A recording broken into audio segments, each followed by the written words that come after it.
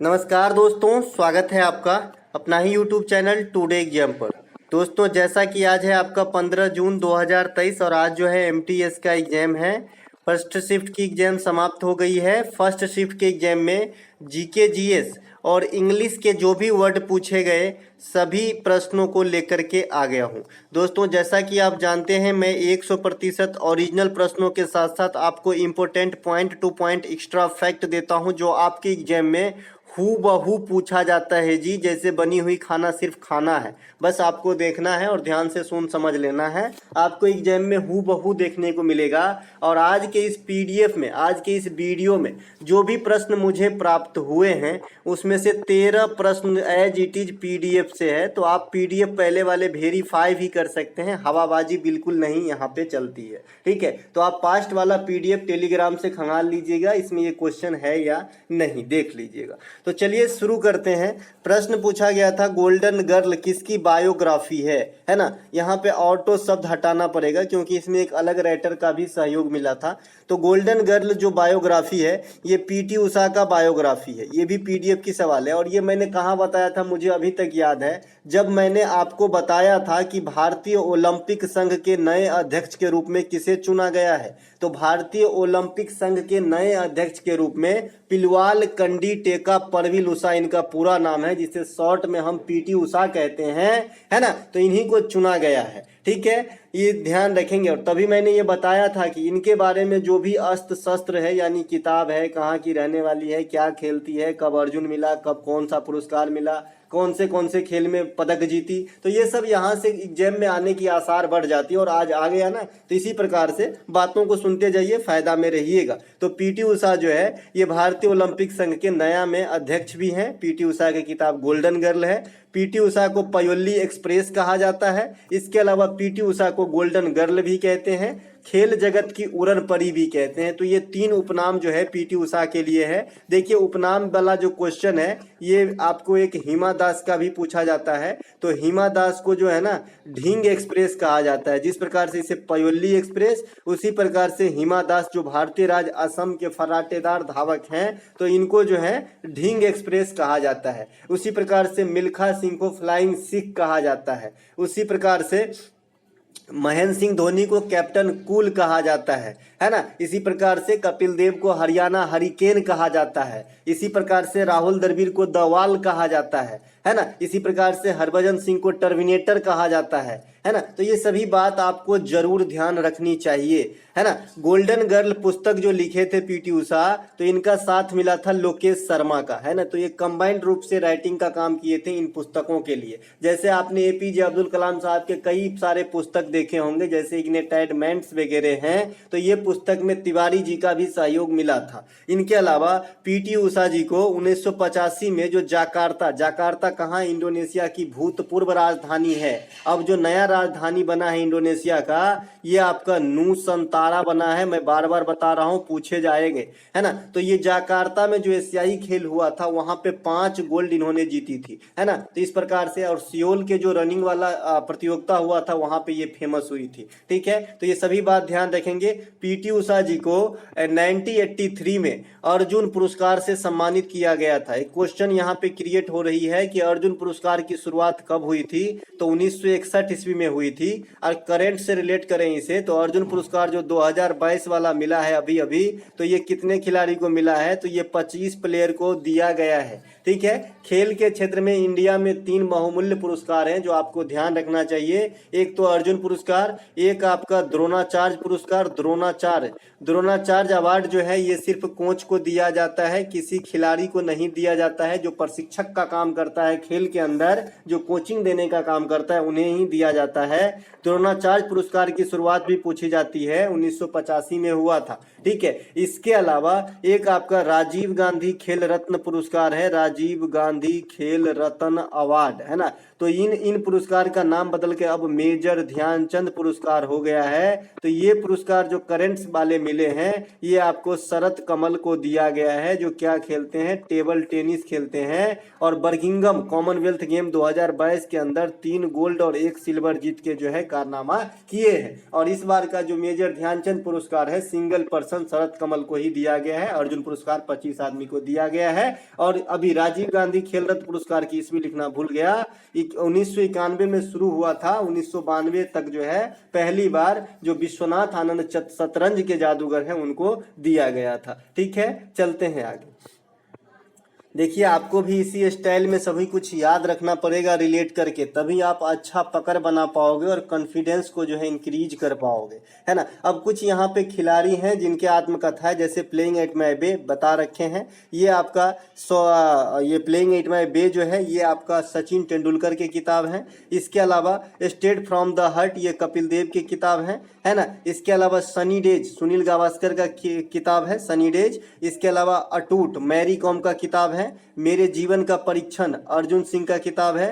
एंस्ट against और सानिया मिर्जा ये अभी एमटीएस में 9 मई को पूछा गया था, है ना। एस अगेंस्ट और, है ना। तो ये सब जो कुछ किताब हैं जरूर ध्यान रखना है। विन टू प्लेइंग, है ना, win to playing Saina Nehwal की किताब है। The race of my life Milkha Singh की किताब है। तो ये सब ध्यान रखना है। और मोहम्मद अली की, क्योंकि इसका निधन हो गया है तो इनको भी ध्यान रखना है। मोहम्मद अली कहाँ के रहने वाले हैं, यूएसए के पेशेवर बॉक्सर थे, ये भी बताया हूँ, है ना। तो इनका जो किताब है the greatest my on story, तो इन्हें भी ध्यान रखेंगे। इसके अलावा सौरभ गांगुली का किताब आपको ध्यान रखना है, a century is not enough, a century is not enough, एक शतक काफी नहीं है, ये सौरभ गांगुली की किताब है। सुरेश रैना का किताब बिलीव है, इन्हें भी ध्यान रखना है। इनके अलावा जो आपका बीवीएस लक्ष्मण की किताब है 281 एंड बियॉन्ड, ये भी किताब है, इनके हाईएस्ट स्कोर है टेस्ट क्रिकेट में ऑस्ट्रेलिया के खिलाफ, है ना। तो ये सभी बातों को ध्यान रखते हुए मैं आगे निकलता हूं फिलहाल, है ना। अगला जो प्रश्न पूछा गया था कि अकबर के काल में किसने जब्ती प्रणाली को लागू करवाया था। देखिए अकबर के काल में राजा टोडरमल जो थे अकबर के जो है फिनेंस मिनिस्टर थे, राजस्व मंत्री थे, है ना, राजस्व मंत्री, है ना। तो ये जो है दहसाला बंदोबस्त या जब्ती प्रणाली को लागू करवाने में जो है टोडरमल जो है अहम भूमिका निभाया था। ये भी आपको पीडीएफ में मिलेगा। तो राजा टोडरमल, एक चीज मैं बार बार बताता हूं, एक क्वेश्चन राइज होती है यहाँ पे कि अकबर जब 13 वर्ष की उम्र में अपना राज्याभिषेक कलनौर में करवाया था, ये भी पूछा जाता है कि कहाँ करवाया था, कलनौर में करवाया था, है ना। तो उस समय उनके प्रारंभिक दिनों के रीजेंट कौन थे, तो बैरम खान थे, बैरम खान, है ना। तो ये भी क्वेश्चन कई दफा आपसे पूछा गया है। इसके अलावा अकबर के जो दरबार में 9 कवि रहते थे, इसे नवरत्न कहा जाता है। मैंने नवरत्न के बारे में और भी बताया है ना। कृष्णदेव राय के जो 8 दिग्गज होते थे उससे अष्ट दिग्गज कहा जाता है, अष्ट दिग्गज जो विद्वान हुआ करते थे, है ना। इसके अलावा जो आपका विक्रमा ये शिवाजी हैं, शिवाजी के मंत्रिमंडल को अष्ट प्रधान कहा जाता था। इनके दरबार में भी 8 जो है बड़े बड़े पढ़े लिखे लोग रहते थे। जो विक्रमादित्य हैं यानी चंद्रगुप्त सेकंड है, उनके दरबार में जो 9 कवि रहते थे उसे भी नवरत्न ही कहा जाता है। तो गुप्त काल में विक्रमादित्य के शासन में मतलब मंत्रिमंडल को नवरत्न, और मुगल काल में अकबर के मंत्रिमंडल को नवरत्न कहा जाता है। तो ये तो एडिशनल फैक्ट था। अब आइए इस क्वेश्चन से रिलेटेड फैक्ट को देखते हैं। हाँ, अकबर के प्रारंभिक दिनों का रीजेंट अभी अभी समझाया, बैरम खान थे। अकबर जो है कलनौर में राज्याभिषेक कितने वर्ष में करवाए थे, तो 13 वर्ष में करवाए थे। अकबर और हेमू के बीच कौन सी लड़ाई होती है, पानीपत की सेकेंड लड़ाई 1556 में, जिसमें अकबर की विजयी होती है। पानीपत की 3 प्रमुख लड़ाई हुई थी, 1526 में, 1556 में, 1761 में, ठीक है। तीनों में जो है आपका पहले में बाबर की विजय, दूसरे में अकबर की विजय और तीसरे में अहमद शाह अब्दाली की विजय, ठीक है। अकबर ने बुलंद दरवाजा का निर्माण करवाया है, कहाँ करवाया है, फतेहपुर सीकरी में करवाया है। क्यों करवाया था, क्यों लॉटरी लग गई थी, नहीं, गुजरात विजय के उपलक्ष्य में। इसके अलावा अकबर फतेहपुर सीकरी में ही इबादत खाना की स्थापना करवाए थे, जिसे उनका उपासना भवन कहा जाता था। इसके अलावा अकबरनामा जो किताब है इनके लेखक अबुल फजल है, इसे ही अलग लैंग्वेज में आईने अकबरी कह देते हैं, तो सेम ही किताब है, ठीक है। इसके अलावा बाबरनामा के लेखक बाबर स्वयं है, हुमायूंनामा के लेखक गुलबदन बेगम है, ये सब जंगलनामा के लेखक अमिताभ घोष है, शाहनामा के लेखक फिरदौसी हैं, ये सब ध्यान रखना है। है ना। अकबर के काल को मुगल काल में साहित्य का स्वर्ण काल कहा गया है, तो ये बात भी आपको ध्यान रखना है। और जहांगीर के काल को चित्रकारी का स्वर्ण काल कहा गया है। एक प्रश्न पूछा गया है, Wisden leading T20 cricketer of the year 2018 कौन था? तो भाई Wisden leading cricketer of the year 2018 के लिए भारत की तरफ से विराट कोहली को चुना गया था। साथ ही मैंने ये भी बताया हूं कि इस डिकेड के, इस जो 10 साल का, इस दशकीय क्रिकेटर ऑफ द ईयर भी विराट कोहली है। ये CGL में पूछा गया क्वेश्चन है और प्रैक्टिस सेट के दौरान मैंने 37 वीडियो जो MTS के पहले बताया था उसके दौरान मैंने ये चीज बता रखा हूं कि दशकीय क्रिकेटर ऑफ द ईयर भी विराट कोहली है। तो ये भी ध्यान रखेंगे आने वाले शिफ्ट के लिए। Virat Kohli ICC cricketer of the year 2018 भी बने थे। वर्तमान में जो ICC cricketer of the year 2022 है ये आपका बाबर आजम है। ODI में भी बाबर आजम है और ओवरऑल भी बाबर आजम है। इसके अलावा T20 cricketer of the year 2022 Surya Kumar Yadav हैं। ठीक है, तो ये सब ध्यान रखेंगे। इसके अलावा जो अगला प्रश्न, अच्छा विराट कोहली के बारे में थोड़ा सा और, IPL में सबसे अधिक जो है रन विराट कोहली के नाम है। एक IPL में व्यक्तिगत रूप से हाईएस्ट स्कोर करने वाला खिलाड़ी भी विराट कोहली है, जो IPL 2016 में 971 या 72 रन जो है बनाकर सबसे हाईएस्ट स्कोर कर जो है ऑरेंज कैप प्राप्त करने वाले खिलाड़ी भी हैं विराट कोहली जो है शतक के मामले में सचिन तेंदुलकर के बाद दूसरा स्थान रखता है जी। 46 शतक लगा चुके हैं इन्होंने ODI में, ये बात भी ध्यान रखना है। इसके अलावा 42वां संविधान संशोधन के समय कितने मौलिक कर्तव्य थे? बच्चा बता रहे हैं कि 42वां संविधान संशोधन के समय कितने मौलिक अधिकार थे। फिलहाल मैं दोनों का आंसर दूंगा, लेकिन जो क्वेश्चन बन रहे हैं एग्जैक्ट ये तो यही बन रहे हैं कि 42वां संविधान संशोधन के समय कितने प्रकार के मौलिक कर्तव्य को ऐड किया गया, जो मैंने बता रखा है ना। तो 42वां संविधान संशोधन के समय 10 प्रकार के मौलिक कर्तव्य को ऐड किया गया। सब दिन इस बात को मैं जोर डाल के बताता आया कि 10 + 1 7 - 1, ये दोनों बात आपको ध्यान होनी चाहिए मेरी, है ना। 10 + 1 मतलब 11 मौलिक कर्तव्य हुए और 7 में से 1 गया तो 6 जो है मौलिक राइट मतलब फंडामेंटल राइट बचा। तो ये कैसे हुआ, इसकी जाल मैंने पीछे का आपको बता दिया था सुलझा के। ठीक है, फिलहाल यहाँ पे फोकस करते हैं। 42वां संविधान संशोधन 1976 में हुआ था। इसके तहत बहुत सारे चेंजेस किए गए थे संविधान के अंदर। समवर्ती सूची में शिक्षा को लाया गया, संसद के कार्यकाल में बढ़ावा किया गया, है ना, और भी बहुत सारी चीज बात की गई। तो इसीलिए इसे मिनी कॉन्स्टिट्यूशन कहा जाता है। 10 प्रकार के मौलिक कर्तव्यों को जोड़ा गया था और स्वर्ण सिंह समिति की अनुशंसा पे जो है ये सभी कारनामा किए गए थे। इसके अलावा जो 11वां मौलिक कर्तव्य बनता है ये आपका 86वां संविधान संशोधन 2002 के द्वारा शिक्षा से संबंधित मौलिक कर्तव्य को जोड़ने के बाद मौलिक कर्तव्य 10 से बढ़ के 11 हो गई। अब ये क्या है कि जो 6 से 14 वर्ष तक के बच्चों हैं उनको निःशुल्क शिक्षा दिलाना कर्तव्य है, दिलाना कर्तव्य है। और 6 से 14 वर्ष तक के बच्चों को निःशुल्क शिक्षा प्राप्त करना या लेना मौलिक अधिकार है जी, फंडामेंटल राइट है। तो डिफरेंस क्या है भैया? तो डिफरेंस ये है कि जो मौलिक कर्तव्य है, जो फंडामेंटल ड्यूटीज है, ये आर्टिकल 51 के ए में इस प्रकार की बात 11 को इसको समेट के रखा गया। और ये जो 6 से 14 वर्ष तक जो फंडामेंटल राइट है शिक्षा लेने का अधिकार, ये आर्टिकल 21 के ए में है। तो दोनों बात ध्यान रखेंगे। ये मैं डिफरेंस करके बता दिया कि भाई अगर एक ही चीज है तो फिर डिफरेंट क्यों है, फंडामेंटल राइट और फंडामेंटल कर्तव्य क्यों है ना। इसके अलावा वर्तमान में मौलिक कर्तव्य 11 हैं जो भाग 4 पार्ट 4 के ए में रखा गया है और आर्टिकल 51 ए में रखा गया है। मौलिक कर्तव्य रसिया के संविधान से लिया गया है, वहीं पे मौलिक अधिकार जो है USA के संविधान से लिया गया है। ठीक है, 42वां संविधान संशोधन के समय मौलिक अधिकार कितने थे? अगर ये वाली क्वेश्चन पूछी गई है तो 7 आंसर हो जाएगा, क्योंकि आपको पता है कि पहले हमारे पास 7 मौलिक अधिकार हुआ करता था फंडामेंटल राइट, बाद में एक घट गया जो वर्तमान में अब तक 6 है। अब ये कब घटा था? तो 44वां संविधान संशोधन अमेंडमेंट 1978 में संपत्ति के अधिकार को हटा दिया गया, जो आर्टिकल 21 को पहले जो है वेरीफाई करता था, माफ कीजिएगा 31 को, 31 को, 21 नहीं 31 को। ठीक है, इसके अलावा वर्तमान में जो आपका संपत्ति के अधिकार है राइट है, ये क्या हो गई है? विधिक अधिकार, और ये कहां पे है? आर्टिकल 300 के ए में है। तो ये बात भी ध्यान रखेंगे। यामिनी कृष्णमूर्ति किस नृत्य से संबंधित है? ये भी PDF है। यामिनी कृष्णमूर्ति जो है ये भरतनाट्यम से संबंधित है ना। यामिनी कृष्णमूर्ति को 1968 में पद्मश्री, 2001 में पद्म भूषण और 2016 में पद्म विभूषण मिला है। कुछ बच्चे ने बताया कि इनको जो है पद्म पुरस्कार से रिलेट करके पूछा गया था, तो आपके सामने आंसर है दादा, आप देख सकते हैं। और पहले भी मैंने पढ़ा रखा है यामिनी कृष्णमूर्ति को, सोनल मान सिंह को, मृणालिनी साराभाई को, चारू माथुर को, है ना, इन सब को कब मिला ये आप जो पंडित बिरजू महाराज को, रविशंकर साहब को, तो इन सब का आप देख लीजिएगा, है ना। इसके अलावा भरतनाट्यम के अन्य कलाकार टी बाला सरस्वती हैं, पद्मा सुब्रमण्यम है, सोनल मानसिंह में स्टार लगाइएगा। ये भरतनाट्यम के साथ साथ जो है ये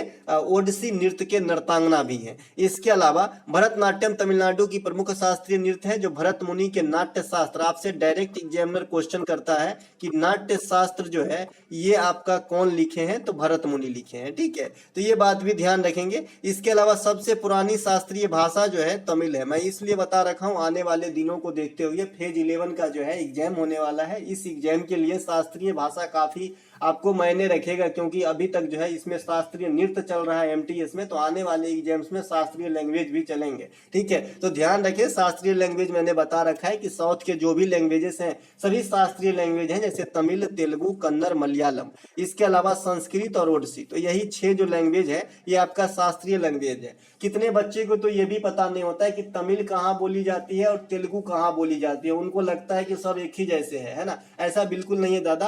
तमिल तमिलनाडु के अंदर बोली जाती है और तेलुगु जो है ये आंध्र प्रदेश प्लस तेलंगाना में बोली जाती है। कन्नड़ नाम से स्पष्ट है कर्नाटक में बोली जाती है और मलयालम जो है ये केरला में बोली जाती है। तो ये सभी बातों को ध्यान रखेंगे। इसके अलावा आप एक बात से और याद रख सकते हैं, आपको जैसा कि पता है मैंने बताया है कि श्रीलंका में सिंहली भाषा बोली जाती है प्लस तमिल भाषा बोली जाती है। क्योंकि श्रीलंका की सीमा जो है हम इंडिया से तमिलनाडु के रिलेशन में देखते हैं, क्योंकि इन्हीं के जो है साइड में मन्नार की खाड़ी, पाक जलडम रोमद, एडम ब्रिज या राम सेतु स्थित है। तो तमिलनाडु में तमिल बोली जाती है, तो यही हवा जो है श्रीलंका तक चली जाती है, इसीलिए श्रीलंका में भी तमिल बोली जाती है, ठीक है। और अन्य राज्यों के देशों की भी भाषा बताएं, जैसे भूटान के जोंगखा, है ना, बांग्लादेश के बांग्ला, इसके अलावा आपका म्यांमार की बर्मी, इसके अलावा आपका ये कौन सी देश है, मालदीव में क्या बोली जाती है, दिवेही। तो ये सब आपको ध्यान रखना है जी, यहाँ से भी क्वेश्चन आ रहे हैं, ठीक है। अगला प्रश्न पूछा गया है कि भारत में जनगणना प्रथम बार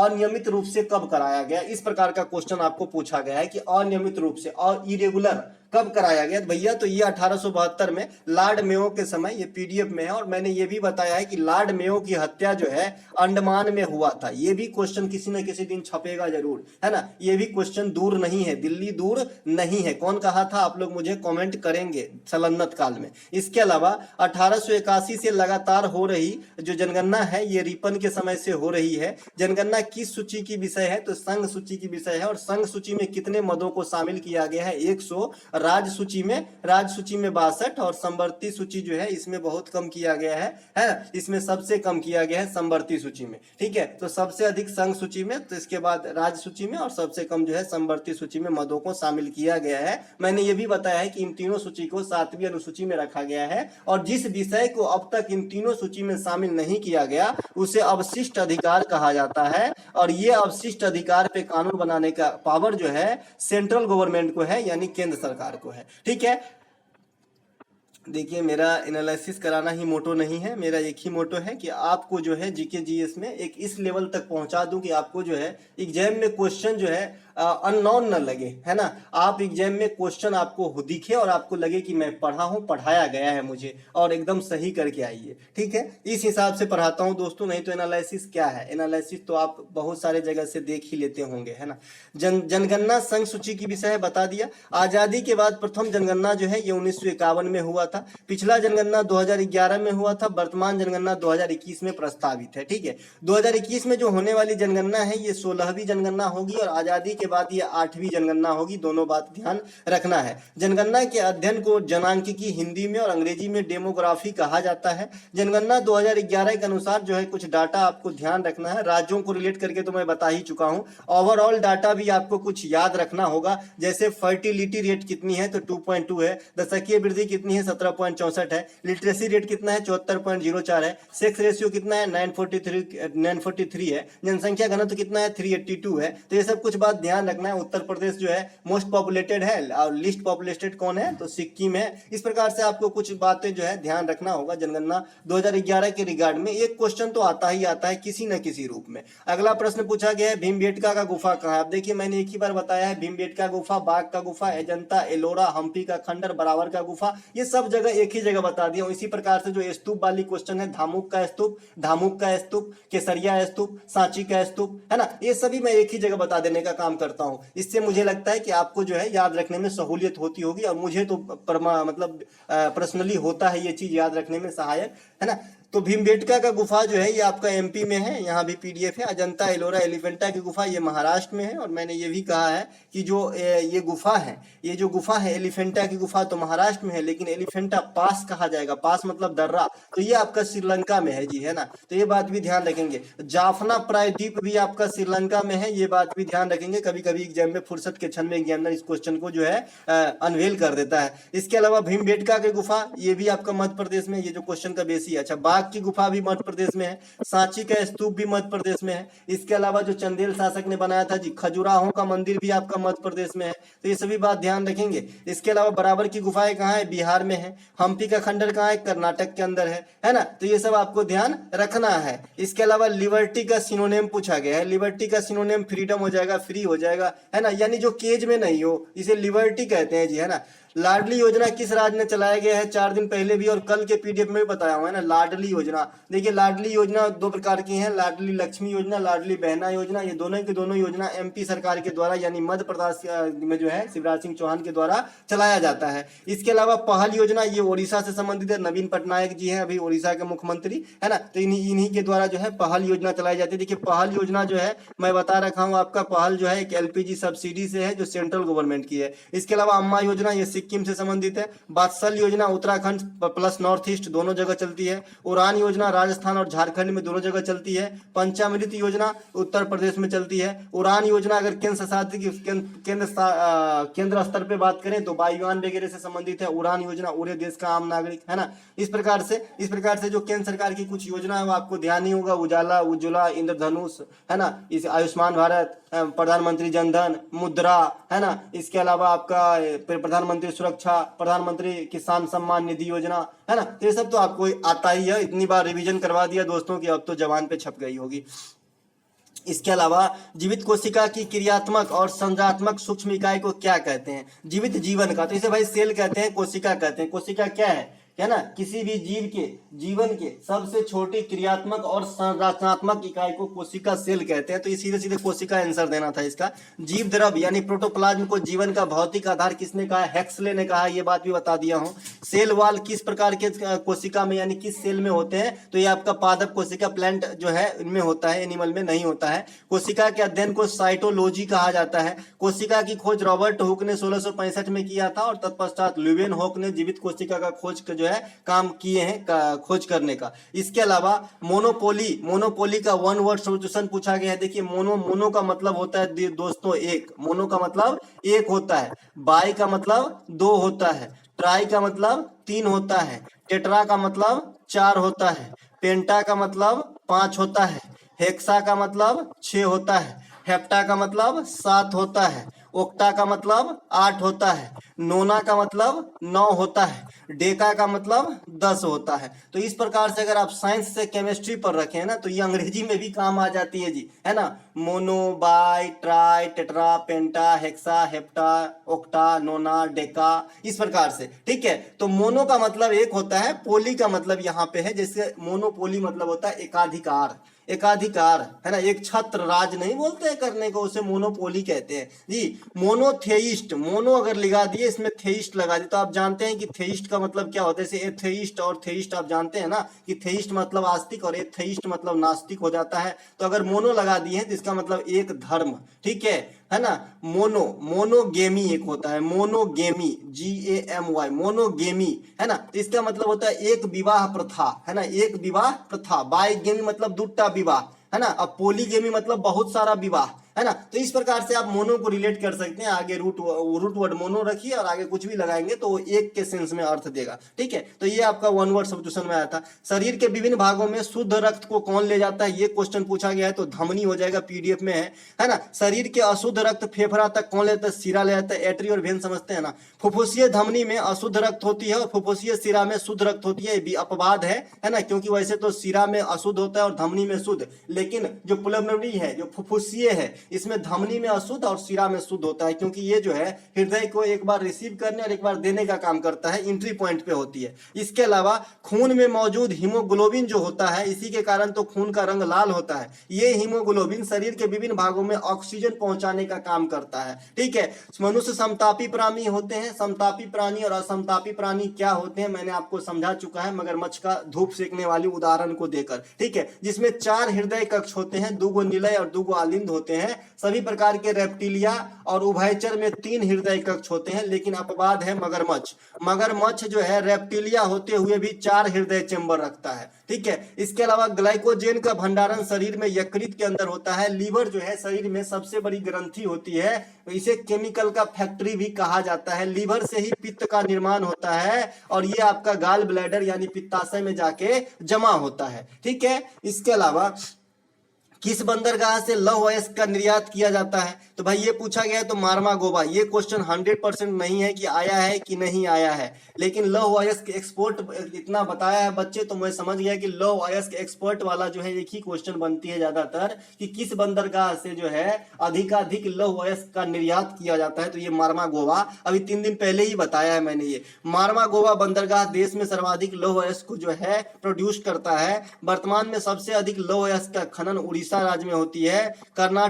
कर्नाटक में भी कद्रमुख लोहा का खान है और उड़ीसा में बादाम पहाड़ी का है। भंडारण कद्रमुख में ज्यादा है, लेकिन उत्खनन बादाम पहाड़ी में ज्यादा हो रही है। इसके अलावा एक प्रश्न आपसे पूछा गया है कि निम्नलिखित में से कौन सी पुस्तक रघुराम जी राजन के द्वारा लिखा गया है। रघुराम जी राजन को जान रहे हैं ना, उर्जित आर पटेल से, यही थे आरबीआई के अध्यक्ष, फिर उर्जित आर पटेल बने और वर्तमान में शक्तिकांत दास हैं, तो ये 23वें आरबीआई के गवर्नर थे रघुराम राजन। आजकल जो आप ये गूगल पे ये यूपीआई वगैरह का इस्तेमाल कर रहे हैं, भारत में लाने का श्रेय रघुराम जी राजन को ही दिया जाता है, तो ये बात भी ध्यान रखेंगे, ठीक है। इनके जो पुस्तक पूछा गया था, तो इनके प्रमुख पुस्तक है, ऑप्शन तो है नहीं, तो व्हाट डू आई डू, इस प्रकार की पुस्तक है, इन्होंने लिखा। द थर्ड पिलर है ना, प्लेइंग विथ फायर, तो ये तीनों के तीनों पुस्तक जो है रघुराम जी राजन के हैं। आप लोग बताइएगा कि इन तीनों में से ऑप्शन में था या नहीं, या फिर क्या ऑप्शन था। आरबीआई के वर्तमान गवर्नर शक्तिकांत दास हैं, तो ये बात भी ध्यान रखेंगे।